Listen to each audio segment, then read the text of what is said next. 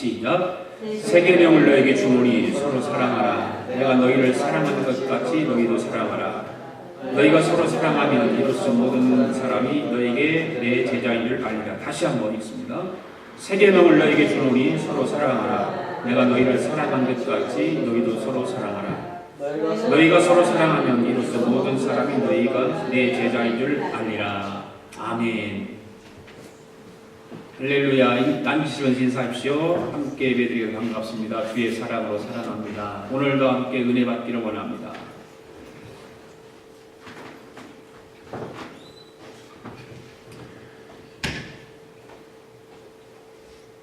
신앙생활은 여러분들 언제부터 시작된다고 생각하십니까? 신앙생활. 여러분들이 신앙생활을 하면서 언제부터 여러분들이 신앙생활을 했다고 생각하십니까?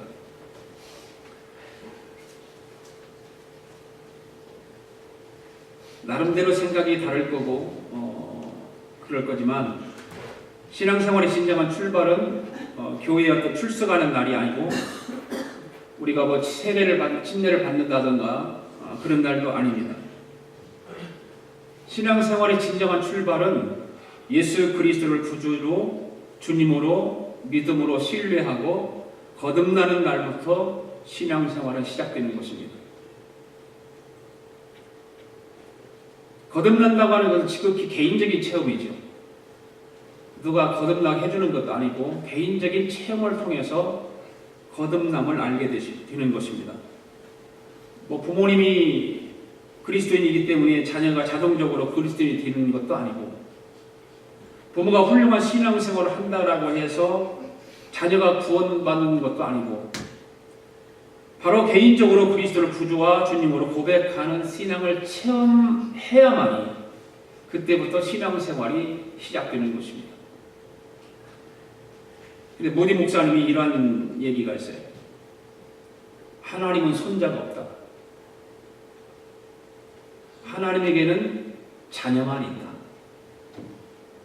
아들도 없고 딸도 없습니다. 손자가 없습니다. 손녀도 없고 손자도 없습니다. 하나님에게는 아들, 딸, 자녀들만 있는 것입니다. 그래서 하나님을 할아버지라고 부르는 사람은 아무도 없습니다. 우리 리나도 하나님을 아버지라고 부르죠. 하나님한테 리나가 할아버지라고 부르지 않습니다. 우리는 개인적인 신앙 체험을 통해서만이 주님의 자녀가 될 수 있습니다. 그래서 개개인이 신앙의 결단을 내려야 되죠. 예수 그리스도를 구주로 영접할 수 있도록 자기 개인이 결단을 하는 것입니다. 물론 다른 사람이 도전을 주고 말씀으로 권면하고 그래서 결단을 하는 것들 그것도 자기가 결단하는 거예요. 결국 하나님 말씀을 듣고 하나님 말씀을 읽고 해도 결단하는 건 내가 하는 거예요. 우리가 거듭나게 되면 우리는 교회라는 하나의 공동체 안에 속하게 되죠. 거듭나서 신앙생활을 시작하면서부터는 우리는 교회라고 하는 공동체 안에 속하게 되는 것입니다. 교회 생활은 개인이 아니라 공동체의 삶입니다. 공동체 생활입니다. 그런 것을 경험을 하죠. 교회를 다니면서.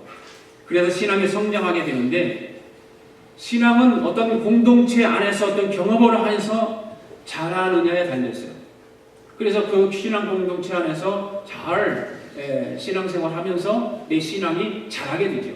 성숙하게 되는 것입니다. 교회라고 하는 그 공동체 안에서 우리가 무엇을 경험했는가 또 어떤 것을 경험했는가에 따라서 우리 신앙의 모습이 달라지게 되는 것입니다. 거듭난 신자가 처음에 교회에 나가는 것은 무엇도 같을까요? 바로 어린아이가 태어나는 것과 같은 것입니다. 아무것도 모르지요. 내가 예수님을 구주로 영접했을 뿐 공동체 안에서 아무것도 할 수 없는 것입니다. 모르기 때문에. 그래서 한 아이가 태어나면 그 아이의 성장에 가장 중요한 영향을 끼치는 것이 뭘까? 가정이라고 하는 테두리죠. 가정이라고 하는 그 테두리 안에서 그 아이가 잘 성장을 하게 되는 것입니다.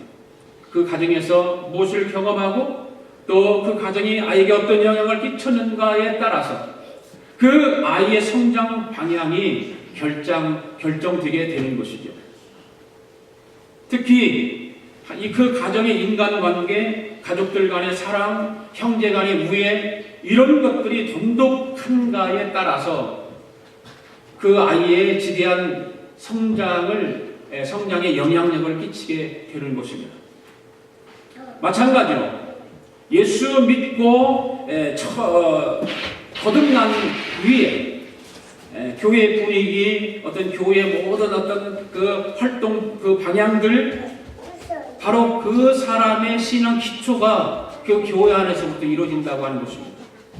그 교회 공동체가 얼마나 중요한지 모릅니다. 마찬가지로 그렇게 우리가 어린 아이가 가정의 테두리 안에서 그 가정의 어떤 교육이라든지 분위기라든지 모든 것을 통해서 어린 아이가 성장하는 것과 마찬가지로 교회 안에서도 거듭난 신자가 교회 안에 있을 때에 그 성도가 자라는 것은 그 교회 안에의 여러 가지 일들을 통해서 신앙이 성장하게 되는 것입니다. 그런 사람들이 어느 교회에 와서 신앙생활 하는데 처음 출석한 교회가 목사가 좀 이상하다든가 무슨 속된 말로 사기꾼이라든가 만약에 그렇게 생각을 들고 그런 목사가 목회를 하는 교회에 와서 신앙생활을 했다. 그러면 그 사람은 어떨까요?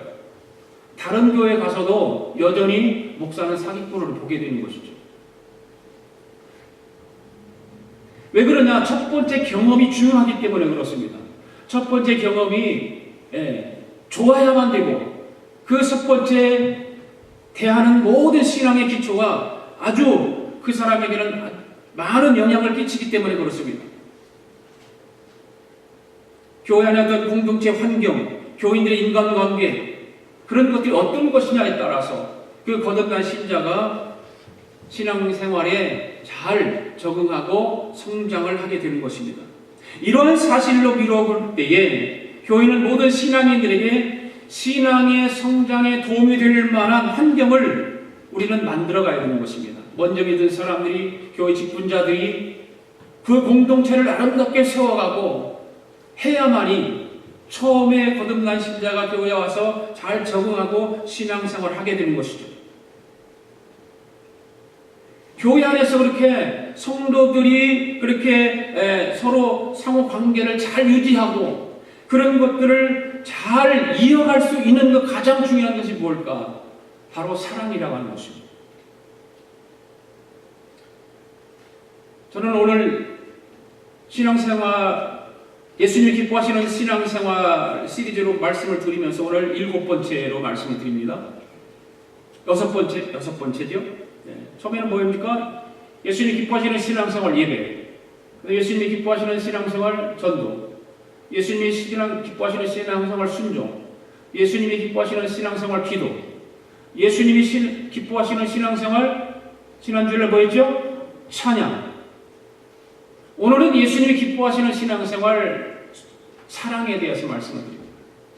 그리고 교회가 사랑이 없으면 교회 처음 접하는 사람들이, 거듭난 사람들이 교회 그 공동체 안에 적응을 할 수가 없습니다. 바로 사랑이 중요하기 때문에 그렇습니다. 그래서 신약성경 곳곳에 또한 요한복음에서도, 요한서신에서도, 바울서신에서도, 베드로서신에서도 무슨 말을 하고 있냐면 서로 사랑하라고 하는 명령이 반복되어 있다라고 하는 것입니다.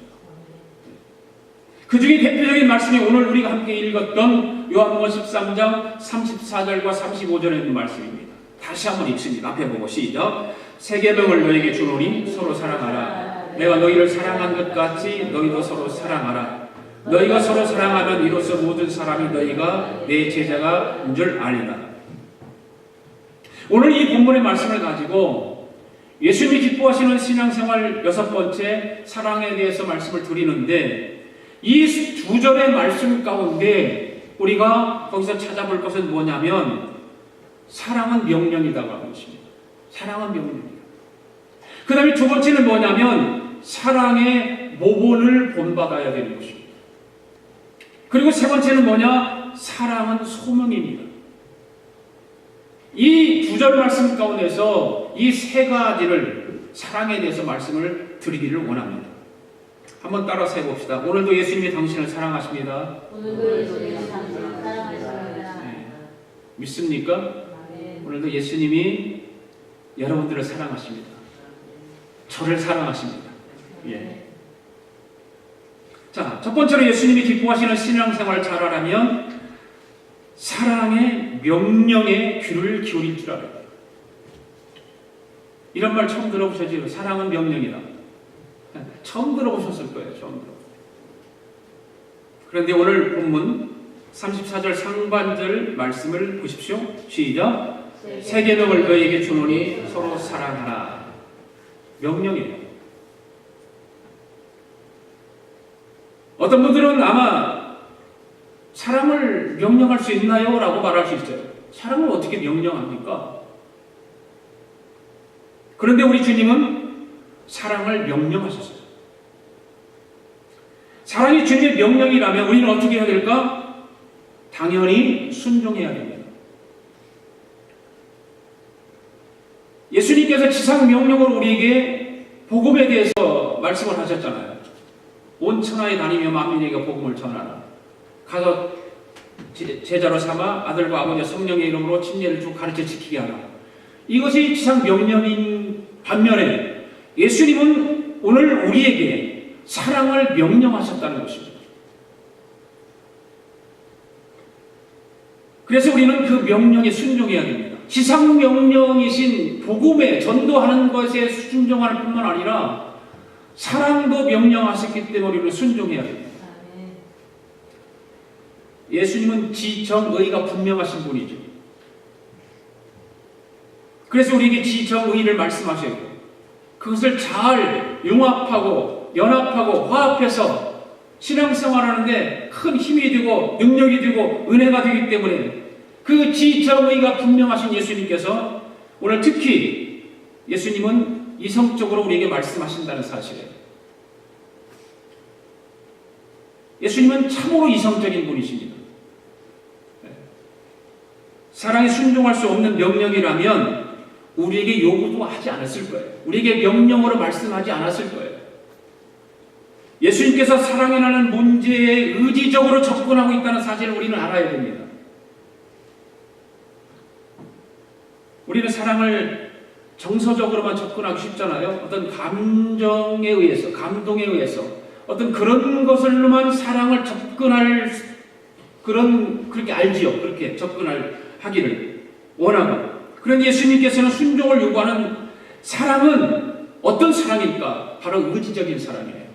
예수님께서 우리에게 사랑하라, 서로 사랑하라, 서로 사랑하라, 내가 너희를 사랑한 것 같이 서로 사랑하라고 하는 그 명령의 말씀은 내 감동에 의해서, 감정에 의해서 사는 사랑이 아니라 의지를 가지고 사랑하라 그 말입니다. 감정적인 사랑에는 특별한 명령이 필요 없습니다. 내 감정에 끌려서 하면 되니까. 내가 좋아하는 사람을 보면 감정이 끌리기 때문에 사랑하는 것입니다. 그러나 의지적인 사랑은 내가 좋아하지 않지만 사랑하라고 말해요. 네. 요즘 우리 조국에는 황혼 이혼이 참 많다고 그러지 않습니까? 황혼 이혼. 왜냐하면 남편들이 일찍 퇴직을 하니까 집에 있는 시간이 많아지면서 부인과 부딪히는 일도 많아지고 간혹 크게 다투는 일도 생기다 보니까 때로는 집에 들어가고 싶지가 않은 거예요. 그러다 보니까 자연히 사랑의 감정보다는 그저 함께한 지붕 밑에 산다는 것에 불과한 거죠. 감정이 점점 사라지는 거예요. 부부가 그리스도인들이라는 그런 부부일 경우를 보면 정작 이혼까지는 원치 않지만 사랑의 감정이 더 좋아지고 그러면 더 좋겠는데 그러면서 점점 그 감정이 식어지면서 미움이 커지고 그런 속에 사람들이 무슨 생각을 합니까? 어떻게 함께 살 수 있겠느냐라고 하는 고민들을 털어놓게 되는 것입니다. 우리는 흔히들 사랑을 감정과 연결시켜서 생각을 합니다. 그런데 성경에 보면 사랑하라고 하는 권면적인 명령이 무척 많다는 걸 알아야 돼요.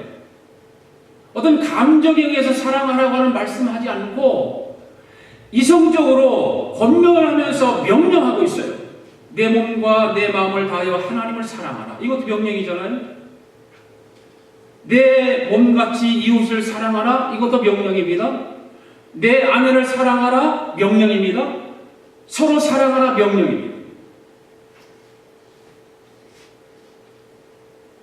그런데 우리가 사랑을 감정의 차원에서만 생각하면 사실 계속해서 사랑하기가 쉽지 않습니다. 부부지간이지만 감정 차원에서 계속해서 사랑할 수 있는 날이 없어요.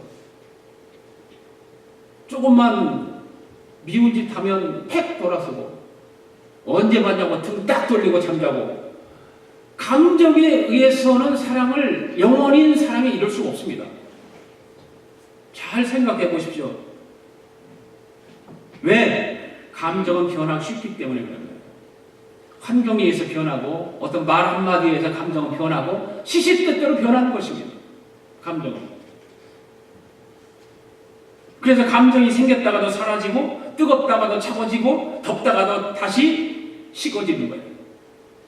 왜? 감정에 의해서 사랑하기 때문에.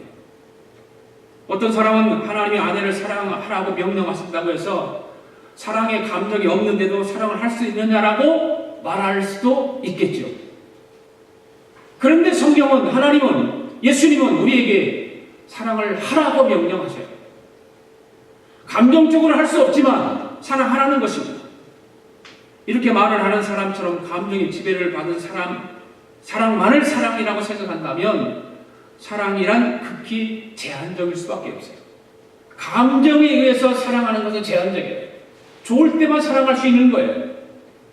나빠지면 사랑할 수 없어요. 감정이 그렇게 나를 컨트롤하기 때문에 사랑할 수 없는 것입니다. 그리고 또 한 가지는 감정적인 사랑은 이기적일 수 있습니다. 잘못하면 오해할 수 있습니다. 그렇게 상대방을 빠뜨리는 거예요. 감정에 의해서 사랑을 하게 되면 상대방을 그렇게 빠뜨려 가는 것입니다. 그건 우리에게 사랑이라는 감정적 사랑보다 의지적인 사랑이 더 중요하고 필수적이라는 것을 가르쳐주는 동시에 그런 의지적 사랑이 더욱 숭고하다는 겁니다. 예수님 그래서 우리에게 서로 사랑하라고 명령하시는 거예요. 감정적인 사랑보다 의지적인 사랑이 더 좋다는 거예요. 그것이 더 사랑으로 하여금 발전하게 만들고 부부 사이에도 의지적인 사랑이 더 발전하게 만드는 거지 감정적인 사랑이 발전하게 만드는 거 아니에요. 감정은 환경을 바라보기 때문에 어쩔 수 없어요. 그래서 주님께서 사랑하라고 명령하시는 것입니다. 예수님께서는 우리의 감정이 허락하지 않는 사람까지도 사랑하라는 것입니다. 그것이 핵심이에요. 예수님이 명령하시는 그 사랑을 우리가 감정으로 사랑할 수 없는 사람을 사랑하라는 거예요. 왜? 예수님이 그렇게 하셨으니까.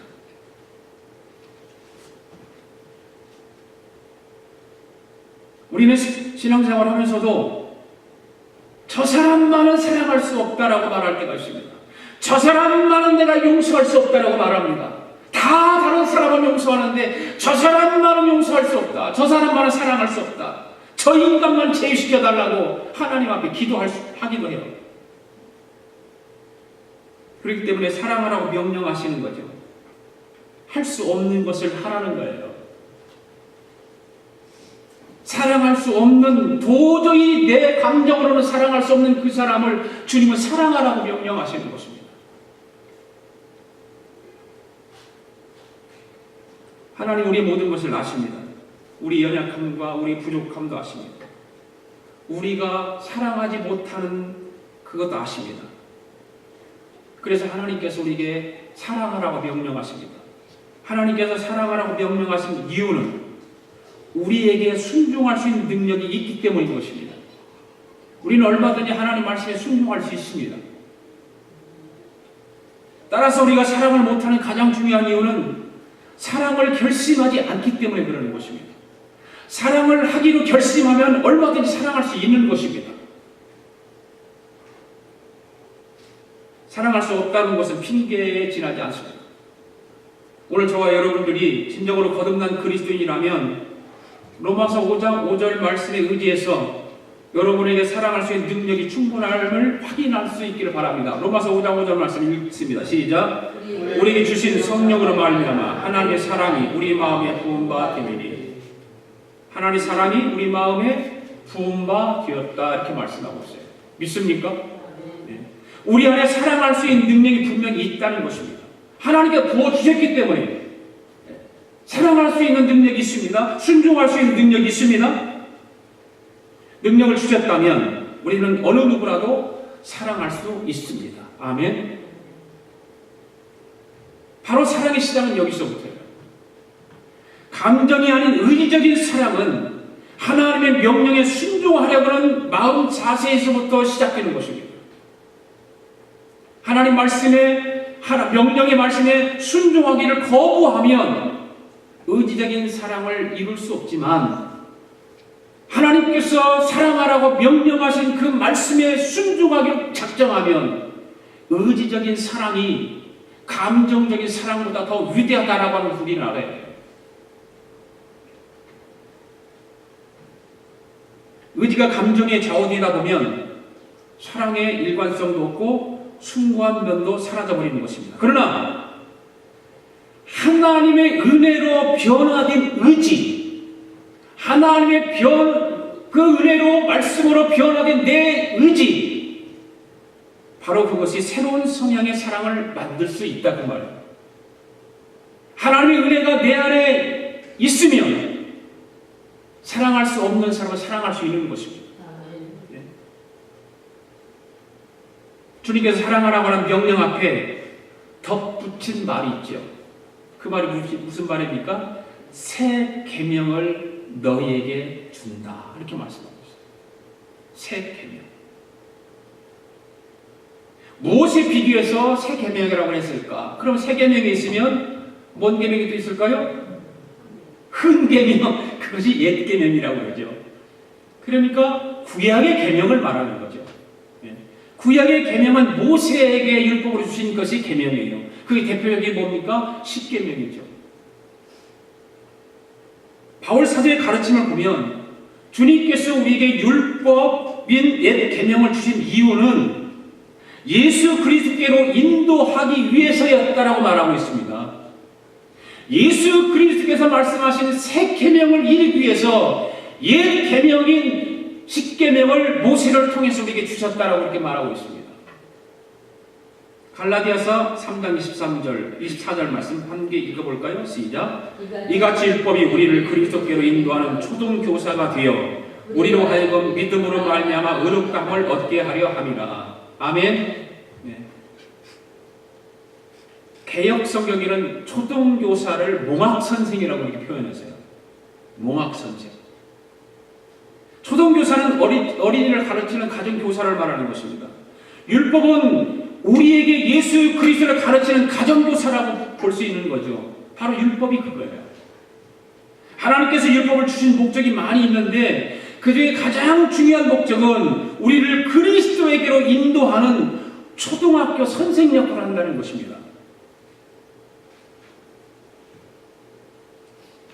그래서 율법은 보면 두 가지로 나타나죠. 하라, 하지 말라. 두 가지입니다. 하라, 하지 말라. 하나님을 알면 알수록 우리 자신을 알면 알수록 우리가 율법 앞에 발견하는 것이 있습니다. 그것이 뭘까요? 하나님이 하라고 하시는 것은 하지 못했고 하지 말라는 것은 했어요. 그렇죠? 네. 그 율법을 보면 그래요. 율법을 알면 알수록 나 자신의 상태를 알면 알수록 내 안에서 발견되는 것은 뭐냐? 하나님이 하라고 하는 것은 지독하게 안 했어요. 지독하게. 그런데 또 하나님께서 하라고 하는 말, 하지 말라고 하는 건 지독하게 했어요. 그게 우리 인간이에요. 죄의 본성이죠. 이게. 죄로 태어난 그 죄의 본성이에요. 그런데 우리 힘으로는 이 죄 문제를 해결할 수 없잖아요. 어떻게 그 죄 문제를 해결할 수 있겠어요? 바로 하나님의 거룩한 율법 앞에서 죄를 깨달은 사람은 왜 이 죄에서 구원받기 위해서 누구에게로 달려가야 할까요? 바로 예수 그리스도에게로 달려가야 되는 것입니다. 이 근본적인 죄 문제를 해결하기 위해서는 예수님에게로 우리는 달려가야 됩니다. 이렇듯이 율법은 이 모든 죄인들을 그리스도에게로 인도하는 중요한 역할을 감당하는 것이 율법입니다. 그러면서 새 계명은 주신 이유가 바로 거기 있죠. 그것이 뭡니까? 우리는 옛 계명의 율법을 통해서 죄인임을 깨닫고 예수님을 알게 됩니다. 그래서 예수님을 믿게 되는 것이고 예수님을 구주로 영접하게 되는 것입니다. 이제 이 새 계명을 통해서 사랑을 명령하셨다는 겁니다. 내가 사랑할 수 없는 사람을 사랑하라고 그래서 새 계명을 주신 것입니다. 내 이웃을 내 몸과 같이 사랑하라고 하는 그 말씀도 마찬가지입니다. 내가 도저히 사랑할 수 없고 함께할 수 없고 바라볼 수 없는 사람이지만 주님께서 말씀하시고 명령하셨기 때문에 그 새 계명을 통해서 사랑하라는 것입니다. 할렐루야.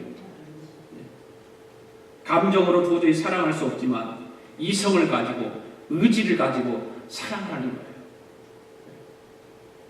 믿습니까? 두 번째는 예수님이 기뻐하시는 신앙생활을 하려면 사랑의 모본을 본받아야 됩니다.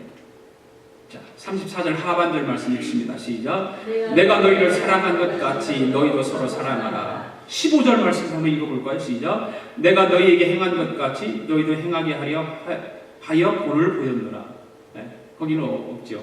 내가 너희에게 행한 것 같이 너희도 행하여 본을 보였노라. 행하게 하기 위해서. 예수님께서 본을 보여주셨다는 거죠. 뭘 본을 보여주셨습니까? 사랑을. 그래서 우리는 그걸 본받아야 되는 것입니다. 요한복음 14장은 전체를 읽어보면 예수님께서 유월절을 앞두고 제자들과 만찬을 하는 광경이 요한복음 13장 전체에 나와 있어요. 그 만찬을 하면서 예수님께서 제자들에게 이 말씀을 하신 거예요. 구체적으로 사랑의 행위를 보여주신 거예요. 그러기 위해서 뭐라고 해요? 너희도 서로 사랑하라 이렇게 말씀하죠. 너희도 서로 사랑하라. 주님의 사랑은 추상적이지 않습니다. 주님의 사랑은 구체적인 섬김의 사랑이에요. 요한복음 13장을 전체를 읽어보면 예수님과 베드로를 한번 비교해 볼까요? 요한복음 13장 37절 보십시오. 시작. 베드로가 이르되 주여 내가 지금은 어찌하여 따라갈 수 없나이까? 주를 위하여 내 목숨을 버리겠나이까? 주님이 베드로가 예수님에게 자신만만하게 얘기하죠. 내 목숨을 버릴 한이 있더라도 주님을 따르겠다. 그 말 아니에요. 주님을 위해서 목숨까지 버리겠다는 것입니다. 굉장한 사람이죠. 여러분 주님을 위해서 목숨 버릴 수 있습니까?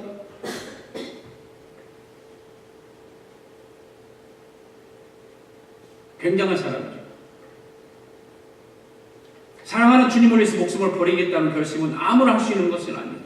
이런 베드로가 요한복음 13장 시작 부분에서는 어떻게 행동했는가? 타락방을 배경으로 해서 벌어지는 사건이 바로 요한복음 13장 사건이에요. 이 다락방은 주께서 제자들과 더불어서 마지막으로 만찬을 드시기 위해서 빌린 장소입니다. 누구 집이 아니에요. 유대 나라는 어떤 집을 방문할 때에 어떤 일들을 합니까? 발을 씻겨주고 손을 씻겨주는 그런 습관들이 있죠. 유대 지방, 특별히 사막지대에 그런 삶을 살고 있는 사람들이기 때문에 샌들을 신고 다니죠. 항상 샌들을 신고 다니니까 하루 종일 사막을 걷다 보면 발에 먼지 투성이겠죠. 더러워지고. 그래서 손님을 맞이하게 되면 제일 먼저 하는 일이 그 손님의 발을 씻겨주는 것입니다. 그 누가 할까요? 그 집의 종들이 하는 거죠. 다 집집마다 현관의 물동이의 대화가 준비되어 있습니다. 그래서 종들이 손님이 오면 손님의 발을 씻겨주는 것이죠. 그런데 지금 예수님과 제자들이 모여있는 다락방은 빌린 장소이기 때문에 집주인이 없어요. 집주인이 없으면 종도 없는 것입니다. 대화 물동이만 있습니다. 수건도 준비해 있습니다. 그런데 아무도 그 자리에 일어나서 발을 씻길 생각을 하지 않습니다. 제자들 가운데 주님의 발을 발을 닦아드린 제자는 한 사람도 없습니다. 그러니까 베드로가 나중에 주를 위해서 목숨을 버리겠다고 한 말이 얼마나 허망한 말이냐 그 말이에요. 입으로만 하는 말. 예. 자기는 목숨을 내놓고 주님을 버리지 않겠다고 약속한 말이 가짜죠, 가짜. 거짓말이에요. 만약에 그게 진실이었다면 베드로가 자기 동료들, 친구들 발뿐만 아니라 그걸 빼놓고라도 자기 스승인 예수의 발을 제일 먼저 씻어야 마땅하죠.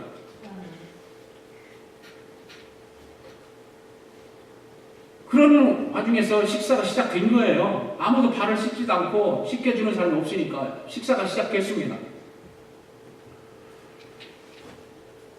그 시작 한참 진행되고 있는 가운데 마침내 주님이 일어나죠. 근데 예수님이 일어나세요. 3절과 4절 읽어볼까요? 시작.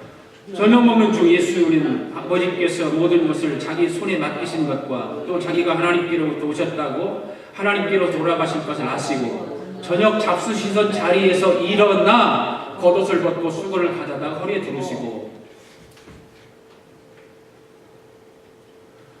사랑의 본을 보여주시는 광경이 여기 나오죠.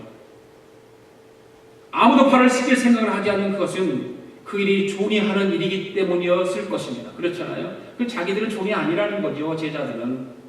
그러니까 우리는 발을 씻길 수도 없고 씻길 필요도 없다고 생각했겠죠. 거기에 발을 씻을 물도 있고 대야도 수건도 있었지만 없는 것 하나는 종이 없었어요. 종이. 그 종의 자리를 누가 자원했습니까? 예수님이 자원한 거예요. 제자들은 아무도 움직이지 않습니다.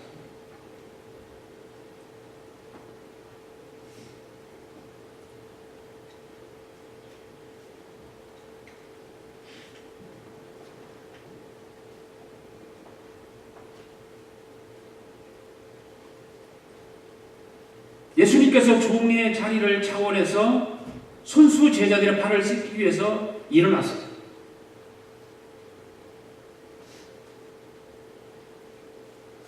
제자들의 발을 손수 씻어줘요.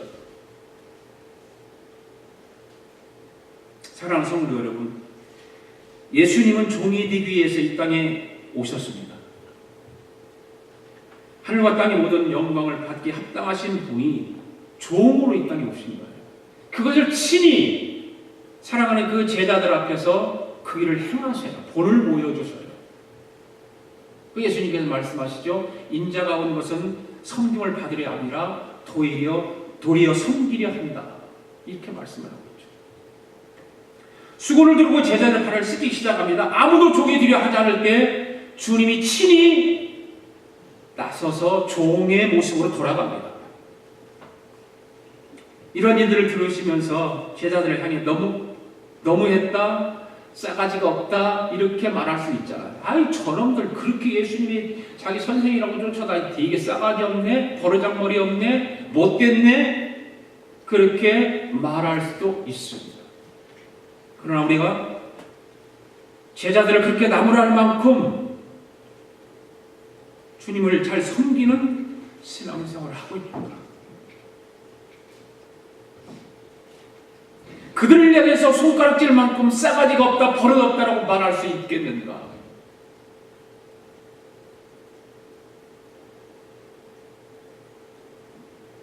주님을 위해서 목숨을 버리겠다는 고백을 했지만 손가락 하나 까딱하지 않는 사람들이 바로 우리가 아닌가? 내가 아닌가? 생각해 보아야 합니다. 우리가 추상적인 고백은 얼마든지 쉽게 할 수 있습니다. 그러나 구체적인 봉사의 자리, 구체적인 삶의 자리에서 이웃의 발을 씻겨주는 사랑의 실천은 말처럼 쉽게 할 수 있는 일은 아닙니다.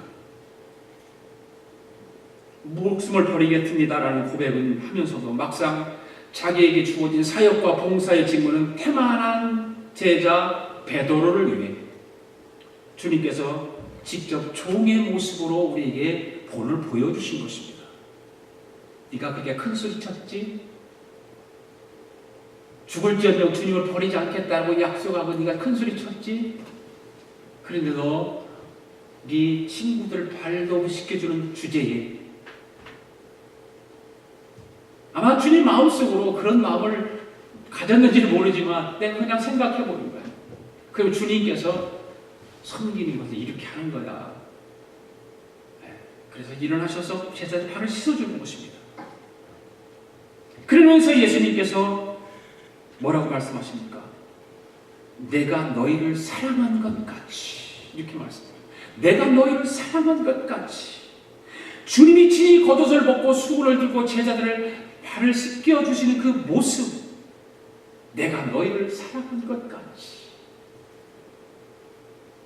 너희들도 서로 사랑하라는 거예요. 이것이 예수님이 기뻐하시는 신앙생활 아닐까요?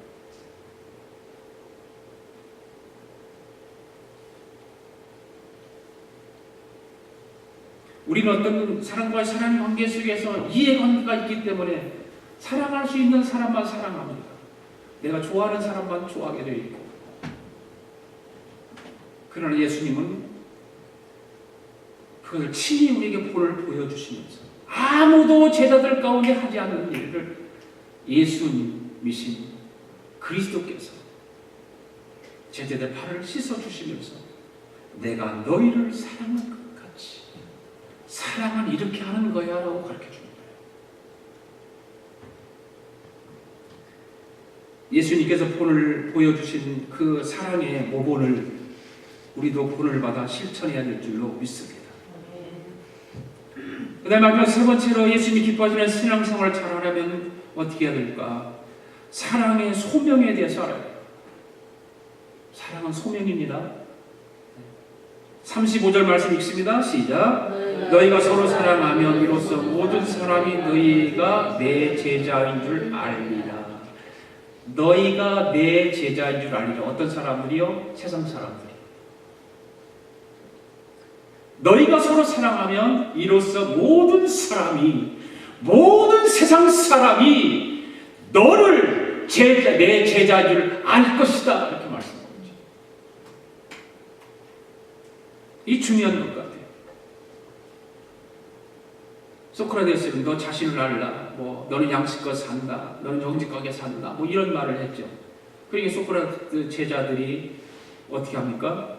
만나는 사람, 그들을 만나는 사람, 너는 양식껏 산다, 나는 정직하게 산다, 이런 말을 늘 생각하게 사는 거죠. 그러니까 자기는 소크라테스의 제자라고 하는 것, 자부심을 가지고 그렇게 말만 하는 것이죠. 예수님 당시의 바리새인들은 그들의 율법을 지키며 그 율법을 보존하는 것으로 그들이 바리새인인 것을 나타냈죠. 율법을 보존하는 사람들, 바로 바리새인들. 그리고 주님 당시에 광야에서 공동체 생활을 했던 SNF파라고 하는 그런 파가 있었습니다. 그들의 제자들은 절제 생활과 금욕을 실천하면서 자신들이 SNF파 제자들인 것을 자랑했던 사람들이에요. 그렇다면 주님의 제자된 증거는 무엇일까라고 하는 것입니다. 소크라테스의 제자들은 나는 양식껏 산다, 나는 정직하게 산다라고 하는 그것을 자부심을 가지고 내가 소크라테스의 제자라고 생각을 했고, 바리새인들은 율법을 잘 보존하는 것으로 바리새인의 제라고 하는 것을 증거했고, SNF파 사람들은 그 금욕주의와 절제 생활을 실천하면서 SNF파의 제자라고 그렇게 했던 사람들인데, 우리는 예수님의 제자들인 것을 무엇으로 증거할 거냐 그 말이에요. 저 유명한 복음주의자 기독교의 별 프란시스 셰퍼 박사는 이런 말을 했습니다. 사랑이야말로 그리스도의 제자된 유일한 표지다.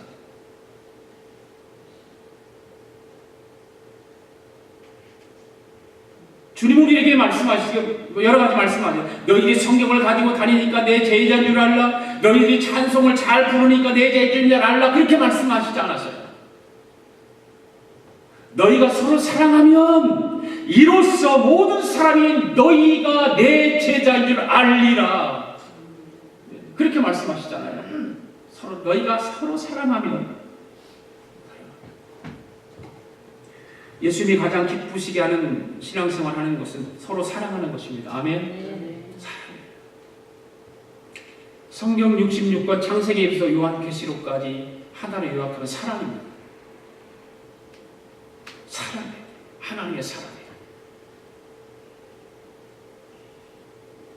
오늘날 현대교회가 이 세계를 바꿀 수 있는 능력과 힘을 상실한 근본 원인은 뭘까요? 왜 현대 교회들이 현대인들에게 배척을 당하고 버림을 받고 욕을 먹고 그럴까요?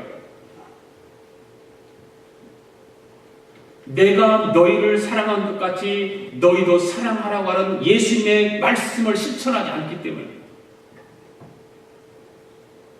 세상 사람들이 뭐라고 지금 그 35절에서 뭐라고 말해요? 너희가 서로 사랑하면 믿는 사람들끼리도 서로 사랑하지 못하고 싸우잖아요.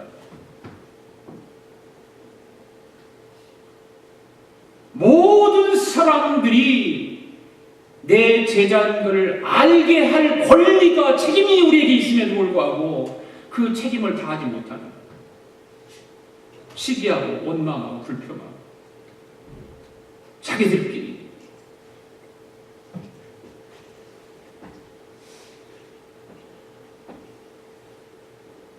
사랑이 식어져 있죠. 미국 신학자 가운데 한 분이 이런 말을 했습니다. 사단이 현대 기독교를 공격하기 위해서 만들어낸 놀라운 하나의 사건이 있다. 그것은 유사 기독교를 만드는 것이다. 이단이죠. 사이비 이단들. 이단들하고 논쟁해 본 적 있습니까, 여러분들?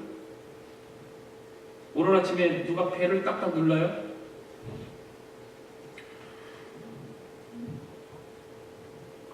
조금 있다가 나가왔어요. 여자 둘이 딱 왔어요. 딱 가방을 이렇게 보니까 파수대 저 책자가 있더라고요. 평일날은 다 일들하고 바쁜데 이렇게 일요일날 오니까 이렇게 만날 수 있네요. 어떻게 한국 사람 집인지 귀신같이 알고 다니거든요. 가끔 와요, 그 파수대가. 제가 그랬죠. 교회 지금 우리 교회 가야 됩니다. 아니 교회 나가세요. 잘 됐네요. 그렇게 나와요. 죄송합니다. 교회 가야 되니까 다음에 오시죠. 그러고서 올려버리죠. 그런데 그 이단들의 특징이 뭘까요? 사랑이 많다는 거예요.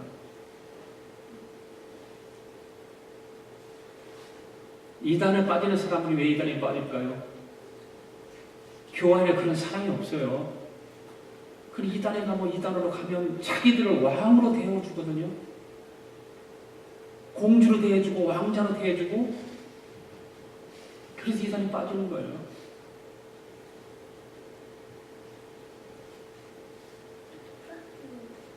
그 사랑이 정상적인 사랑이 아닐 수도 있습니다.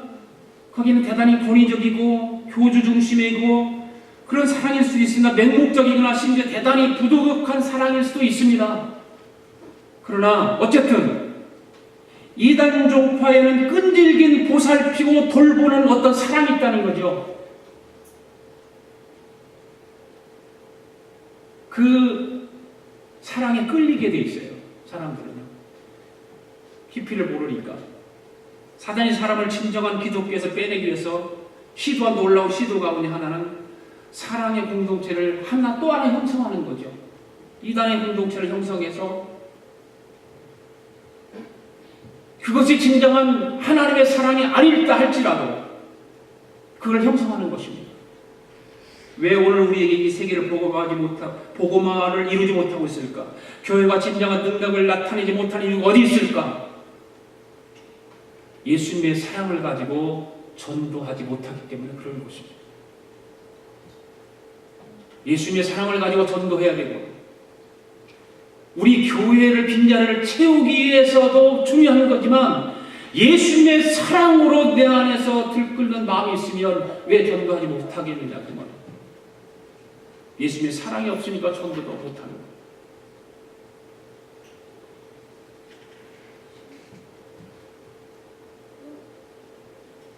한 영혼을 돌보고 사랑하고 우리 마음을 내어주고 이웃의 발을 씻어주는 진정한 사랑이 수반되지 않으면 전도는 힘을 발휘하지 못할 거라고 예수님이 제자들을 발을 씻겨주시면서 하시는 말씀, 내가 너희를 사랑한 것 같이 너희도 서로 사랑하라. 불쌍한 영혼을 위해서 사랑하는 마음이 생기면 감정적인 사랑은 없다 할지라도 의지적인 사랑을 가지고는 얼마든지 할 수 있지 않습니까? 예수님이 하라고 그랬으니까, 사랑하라고 그랬으니까, 예수님 내가 순종합니다 그러고 내 의지를 가지고 사랑을 실천해 보면 열매를 맺게 되는 것이죠. 참된 전도 폭발을 한 영혼을 향해서 주님이 행하시던 구체적인 사랑을 보여줄 때 가능한 것입니다. 수건을 들고 제자들의 발을 씻겨주는 사랑이 없으면 영혼을 변화시키는 사역을 감당할 수 없기 때문입니다. 사랑이 전도 열매를 맺게 합니다. 아멘. 사랑이 선교의 사명을 감당하게 하는 것입니다. 여기에 진정한 사랑의 소명이 있는 거예요. 바로 사랑에는 소명이 있어요. 바로 그것입니다. 사랑하는 성도 여러분, 예수님께서 가장 기뻐하시는 것은 서로 사랑하는 것입니다. 바로 예수님의 사랑을 가지고 서로 사랑하며 전도하고 선교하는 우리 아가페 교회가 되어야 될 줄로 믿습니다. 기도드리겠습니다. 사랑과 은혜가 많으신 하나님 아버지 감사합니다. 오늘 선교주의를 통해서 예수님 기뻐하시는 신앙생활, 사랑에 대해서 말씀을 나누었습니다. 오늘 함께 나눈 말씀을 기억하고 서로 사랑하라고 하는 주님의 명령의 말씀을 잘 지켜 사랑할 수 없는 사람을 사랑하여 전도의 열매가 맺혀지는 귀한 일이 일어나도록 성령께서 인도해 주옵소서. 내가 너희를 사랑하는 것처럼 너희도 서로 사랑하라고 하는 주님의 말씀에 본을 받아 선교의 사명을 감당하는 우리 아가페 교회 공동체가 되게 하여 주시옵소서. 감사드리며 예수님의 이름으로 기도드립니다. 아멘. 우리 다 일어나셔서 사랑합니다. 주님 사랑합니다. 예수님 찬양하겠습니다.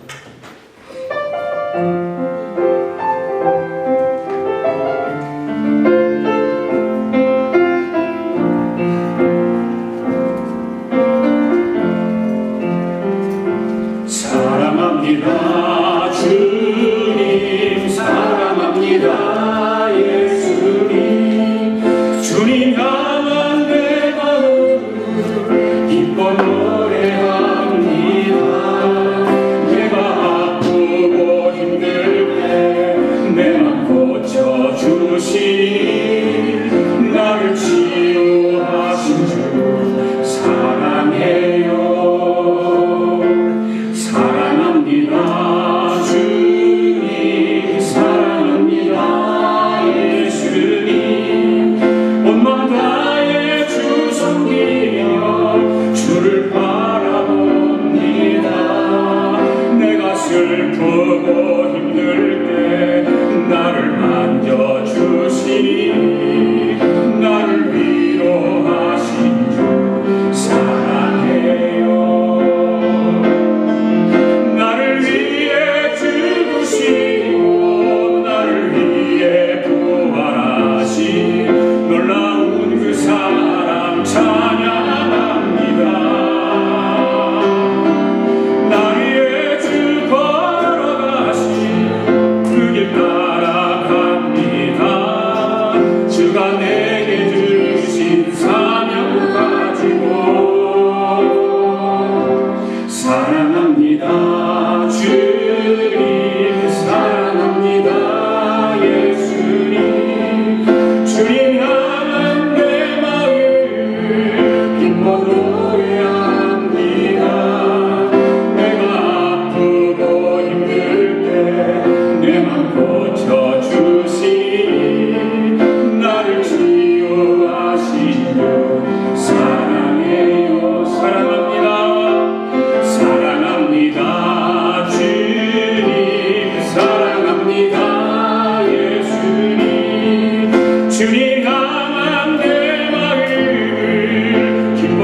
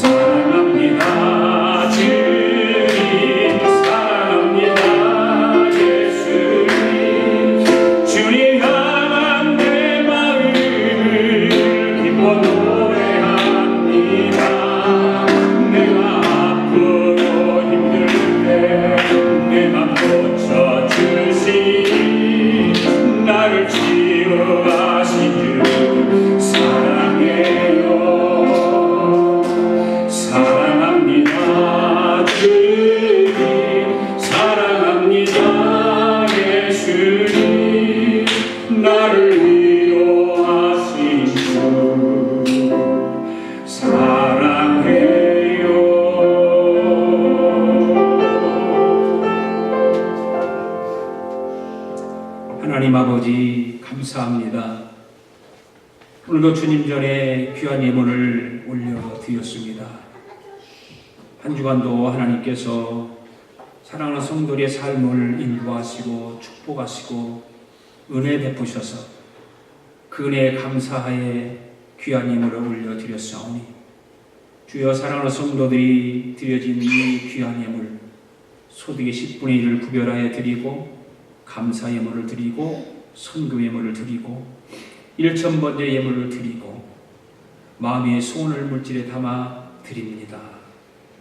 우리 주님이 물질 받으시고 하늘의 신령한 복으로 이 땅의 기름진 복으로 채워 주옵소서.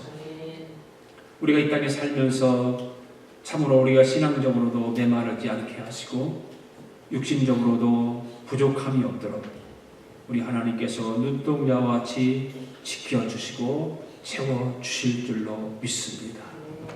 오늘도 주의 영광을 위해서 헌신하는 주의 사랑하는 백성들을 축복하시고 저들의 헌신과 충성과 봉사가 하늘의 해와 같이 빛나게 하여 주시옵소서.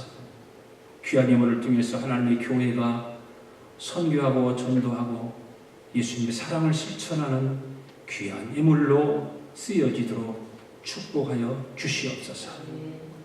지금은 우리 주 예수 그리스도의 은혜와 하나님 아버지의 극진하신 사랑과 성령님의 감동감화 충만하신 역사가 내가 너희를 사랑하는 것 같이 너희도 서로 사랑하라고 하는 주님의 말씀에